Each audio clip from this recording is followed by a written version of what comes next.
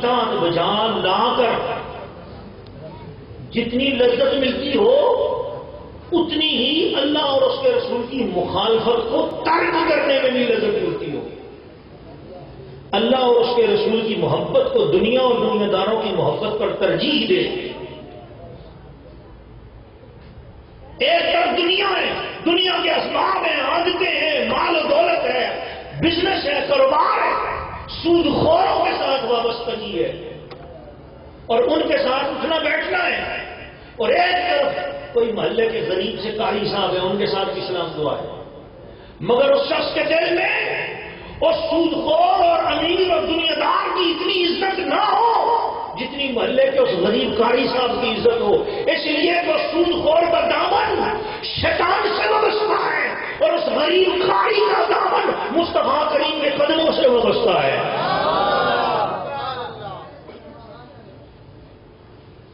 ہمارے پیروں مرشد سرکار رحمت اللہ تعالیٰ لے کے دربار شریف میں ہم نے کئی مرتبہ دیکھا کہ بعد ایسے علماء جن کو شاید لوگ محلے والے بھی نہیں بٹھاتے تھے، کوئی نعتخوان جن کو کوئی عام سنتا نہیں تھا، میرے پیروں مرشد سرکار انہی نعتخوانوں سے نعت سنتے تھے جن سے کوئی نہیں سنتا تھا، اور ان عالم دین کی زیادہ عزت کرتے تھے جن کی کوئی نہیں کر رہے. ان کو بٹھاتے بڑے سوٹ جوڑے شوڑے بھی دے دیتے، کچھ نقدی بھی خدمت کرتے.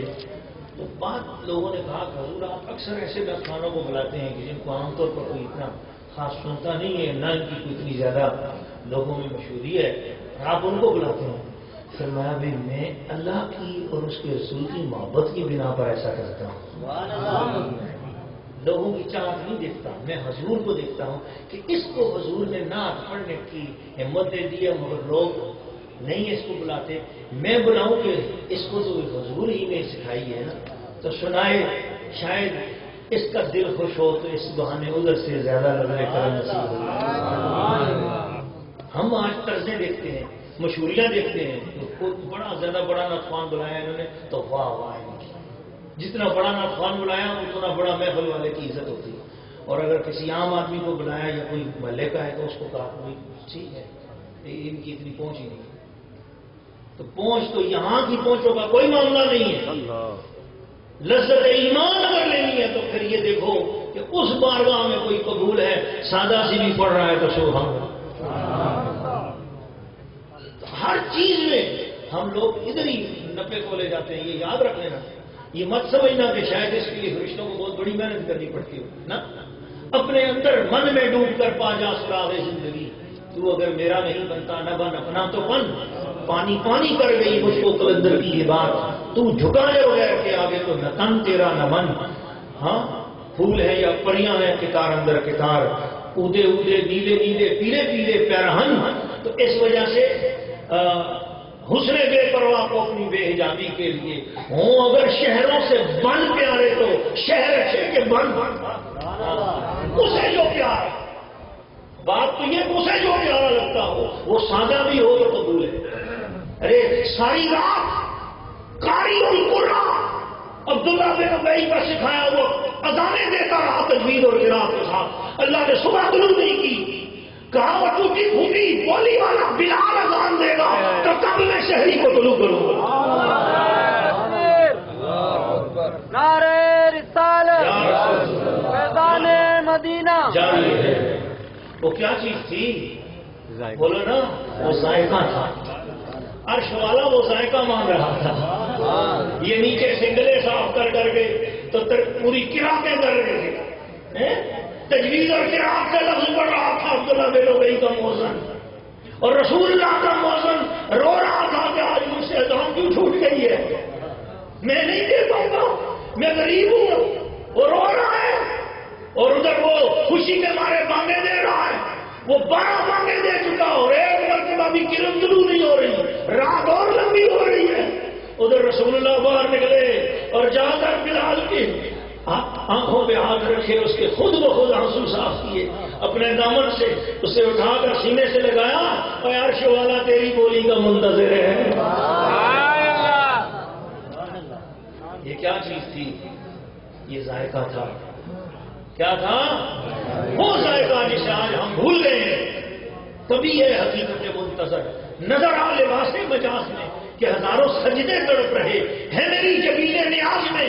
رخ مصطفیٰ ہے وہ آئینہ کہ اب ایسا دوسرا آئینہ نہ کسی کی بزم خیال میں نہ دکانیں آئینہ ساز میں، پر میں جو سر کا سجدہ ہوا کبھی تو زمین سے آنے لگی سجا ہے، میں جو سر کا سجدہ ہوا کبھی تو زمین سے آنے لگی سجا۔ تیرا دل تو ہے صنم آشنا، تو یہ کیا ملے گا نماز میں؟